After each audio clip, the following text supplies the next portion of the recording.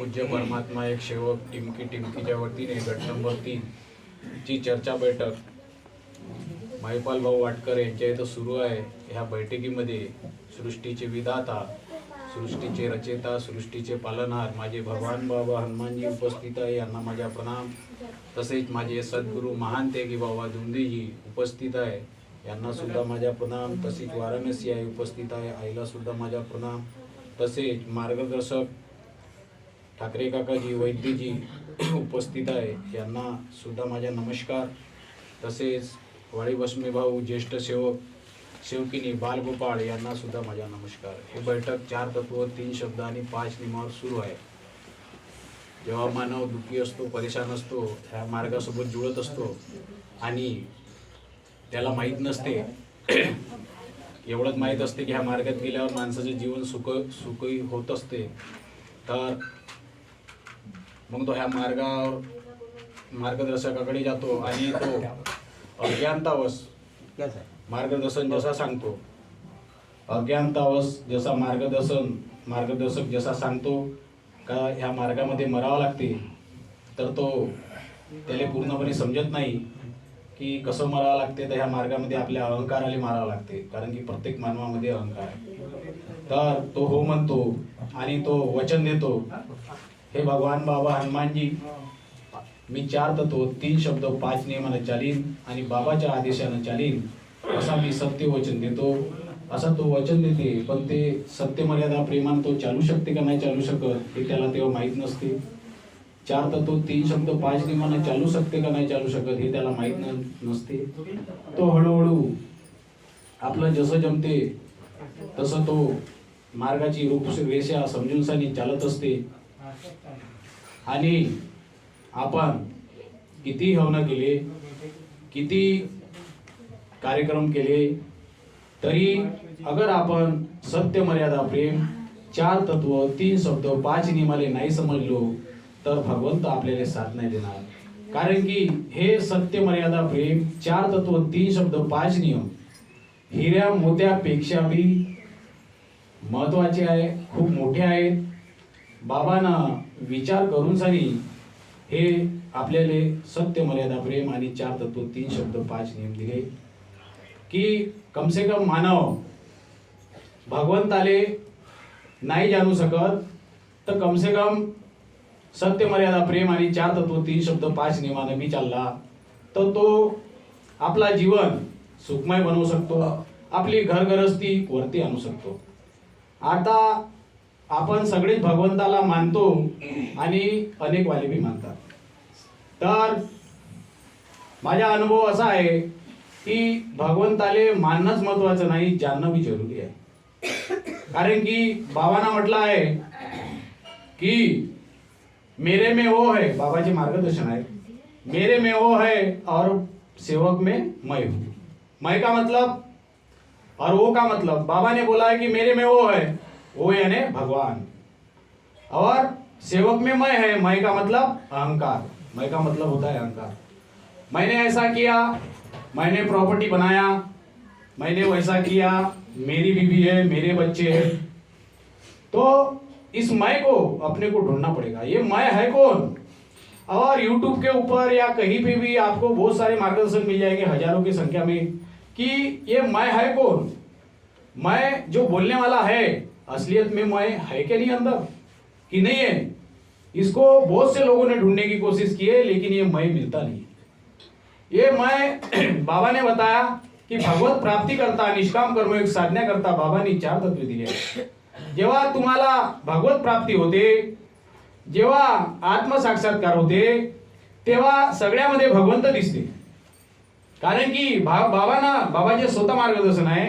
बाबांनी जरी असे म्हटले आहे का भगवंत मी हातामध्ये पकडून नाही जाऊ शकत, पण मी मानवामध्ये भगवंत पाहिला। बाबाचे मार्गदर्शन आहे। बाबांनी का म्हटलं असं का मी मानवात भगवंत पाहिला, आणि बाबा म्हणते मैं भगवान को हाथ में दिखा के पकड़ के नहीं दिखा सकता। काहून असं म्हटलं असं? कारण की ते अनुभव आहे। तो भगवंत जेव्हा मिळते, जेव्हा ते शक्ती माणसामध्ये प्रवेश करते, तेव्हा त्या सेवकाला त्या शक्तीचा अनुभव होते आणि तो जाणून जाते का भैया हा जग कसा चालत आहे, का चालत आहे, आणि मी जो म्हणणार आहे हा जो आहे हा अहंकार आहे. म्हणूनच मानव दुःखी होत असतो आणि परेशान होत असतो. म्हणून बाबांना म्हटलं आहे का मी कर्मबंधनात पडणार नाही, कारण की कर्ता करविता मी नाही, कर्ता करविता भगवान आहे. पण मी हमेशा म्हणतो का भगवंतानं माया रचलेली आहे, माया आणि भगवान आहे हे दोनच खेळ आहे.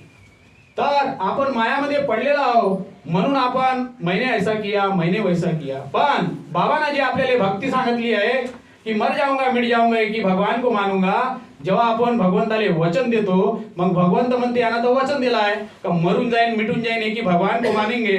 तर मग भगवंत भक्तीमुळे माया कमजोर करते आणि सत्य आपल्याला माहीत पडते की ही माया. मी हमेशा म्हणत राहतो की दूध घ्या एका गिलासामध्ये, त्या तो गिलासामध्ये दूध घेतला तर त्याच्यामध्ये आपल्याला दूध दिसतो, पण त्याच्यामध्ये लोणी पण राहतो आणि मक्खन पण राहतो, हे सगळ्याला मालूम आहे. तर त्याला का करावं लागल, त्याला मथावं लागल, मतना पडेगा. तर मथल्याच्या नंतर त्याच्यामधून माखन बी निघन आणि लोणी पण निघन, हे सगळ्याला मालूम आहे. तशा आणि बाबांना आपल्याला भगवंताची भक्ती सांगितलेली आहे. अगर तुम्ही सत्य मर्यादा प्रेम 4 तत्व 3 शब्द 5 नियमानं अगर भगवंताची भक्ती केली तर ते माया कमजोर पडते. आणि भगवंताची माया भगवंतानंच रचलेली आहे. ते माया कमजोर पडल्यानंतर आपल्याला सत्य दिसते का भैया आपल्याला मग जीवनामध्ये कसं चालायचं आहे. आपल्याला अगर राग येत असन, चिडचिड करत असन तर आपलं हे सगळं बंद होऊन जाते, कारण की सगळ्यामध्ये भगवंत दिसते. कारण की बाबाने म्हटलं आहे ना कि मैंने मानव के अंदर भगवान देखा और मेरे में वो है और सेवक के अंदर मैं है. इसलिए बाबा ने बोला होगा, मुझे नहीं पता, या सेवक ने बोला होगा की बाबाच्या ध्येयासारखे 5 सेवक बनतील, लाखो बनतील, करोडो बनतील. हे गोष्ट बिलकुल सत्य आहे. म्हणून मी कोण आहे, मैं कौन हूं, इसको जानने का कोशिश करो, प्रयत्न करो कि आप कौन हो, कहां से आए और कहां आपको जाना है. सब भक्ति के द्वारा धीरे धीरे सब पता लग जाता है और आपका अहंकार खत्म हो जाता है. यहाँ पे बहुत से मानव अज्ञानी है, ये अहंकार ने, ये मन ने बड़ा फंसा के रख दिया. ये मन सच्चाई बताता नहीं, मन सिर्फ दौड़ाता है, सवेरे से लेके शाम तक पैसे के पीछे दौड़ाता है, इसके पीछे दौड़ाएगा, उसके पीछे दौड़ाएगा, लेकिन साथ में कुछ नहीं लेके जाएगा, खाली हाथ आया है और कर्म लेके जाएगा. तो इसलिए इस मैं को ढूंढना पड़ेगा. आत्मा साक्षात क्या होता है इसका मतलब अपने को समझना पड़ेगा, और वो समझने के बाद में आपका जीवन बिल्कुल शांतिमय सुखमय जीवन होगा. और बाबा ने बोला है कि जैसी प्रीत राम से वैसी प्रीत भगवान से. वैकुंठ में चला जाए पल्ला ना पकड़ा कोई. वैकुंठ का मतलब सीधा मोक्ष है, कोई आपको पकड़ नहीं सकता फिर मोक्ष में जाने के लिए. यहाँ पे मृत्यु जन्म का चक्र है. जैसा इंसान कर्म बंधन में पड़ता है वैसा उसको जन्म लेना पड़ता है, और बार बार इस धरती पे जन्म लेना पड़ेगा, और बार बार वही काम करना पड़ेगा, वही बीवी बनाना पड़ेगा, बच्चे बनाना पड़ेगा, बच्चे पैदा करना पड़ेगा, काम धंधा करना पड़ेगा. इसलिए ये भगवान ने माया रची है, और मैं इसके ऊपर अगर ये माया अगर कमजोर पड़ जाती है तो अपने को सत्य दिख जाता है. लेकिन जब तक माया कमजोर नहीं पड़ेगी तब तक सत्य पता नहीं चलेगा, और अपन मैं करते ही रहेंगे और अज्ञानी रहेंगे. लेकिन ठीक है, जो भी है बाबा ने अपने को, इसलिए बाबा ने बोला है कि मैं 40 साल से सेवकों को कुछ नहीं समझा सका. यानी उन्होंने समझा है लेकिन अपन नहीं समझ पाए. स्कूल में जैसे बच्चे 100 है तो वो 100 के 100 पास नहीं होते, 80 पास हो गए, 70 पास हो गए, 30% फेल हो जाएंगे, क्योंकि वो समझ नहीं पाते. बाकी 70 क्यों पास होते. वैसा अपने सदगुरु महान थे कि बाबा दुमदेव जी ने सबको 4 तत्व 3 शब्द और 5 नियम समझाए हैं. लेकिन जो सेवक अच्छी तरह से समझ लेता है वो पास हो जाता है, और पास होने के बाद में उसको भगवान क्या है वो समझ में आता है. इसलिए भगवान बाबा हनुमान जी, इस बच्चे को आपने मानव जन्म दिया, मानव जन्म दे के दुनिया दिखाए, दुनिया दिखा के भगवान सब कुछ दिए. इस बात का मुझे कोई अहंकार नहीं, क्योंकि मानव शरीर बड़े भाग्य से मिलता है और आपने दिए. और मानव जन्म दे के दुनिया दिखा के मेरे को परिवार दिए, परिवार दी के भगवान बाल बच्चे दिए, काम धंधे दिए, और इस मार्ग में लाए, और भगवान का प्रचार इस शरीर द्वारा मुख द्वारा करवा लेंगे. आपके मैं उपकार जन्मों जन्मों तक नहीं भूल सकता भगवान. आपके उपकार मैं जन्मों जन्मों तक नहीं भूल सकता।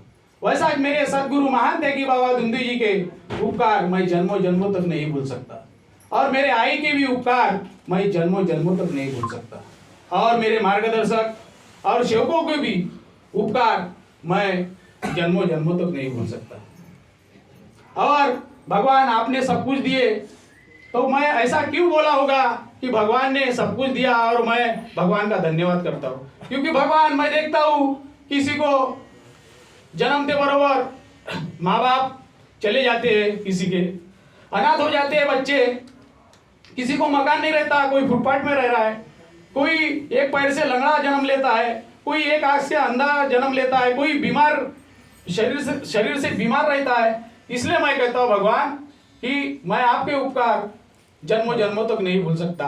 इसी के प्रति अपने को जगना है कि भगवान ने अपने को जो दिया है उसका आनंद लेना पड़ेगा, और फालतू की चीजें के पीछे दौड़ के कोई फायदा नहीं। ये मन दौड़ाता है, और इस मन के अंदर में किसी सेवक सेवकीन के प्रति द्वेष, कपट, छल नहीं रखना चाहिए, क्योंकि मनात नाही भाव देवा मले पाव, देव अशानं भेटायचा नाही रे, देव भाज्याच्या भाजीपाला नाही रे. बाबांना जेवढं सांगितलं तेवढंच करा, मी बी करीन, एवढेच बोलून सनी आपले मार्गदर्शनाले विराम इथंच देतो. माझ्या बोलण्या चालण्यामुळे चूकभूल झाली असून भगवान याची मी क्षमा मागतो, कारण की बोलता बोलतानी शब्द निघून जाते आणि ते शब्द मला नाही समजत, यासाठी सेवकांना समजते, यासाठी मी क्षमा मागतो भगवंता. तसेच सद्गुरू महान त्यागी बाबा धुंदीजीला भी क्षमा मागतो, बाबा मला क्षमा करा अशी मी आपल्याला प्रार्थना करतो. तसेच आईला मी क्षमा मागतो, आई मला क्षमा करशील अशी मी तुला प्रार्थना करतो. तसेच मार्गदर्शकांना पण मी क्षमा मागतो, तसेच माझे ज्येष्ठ सेवकींनी पण क्षमा मागतो. सगळ्यांना माझा नमस्कार. बोला.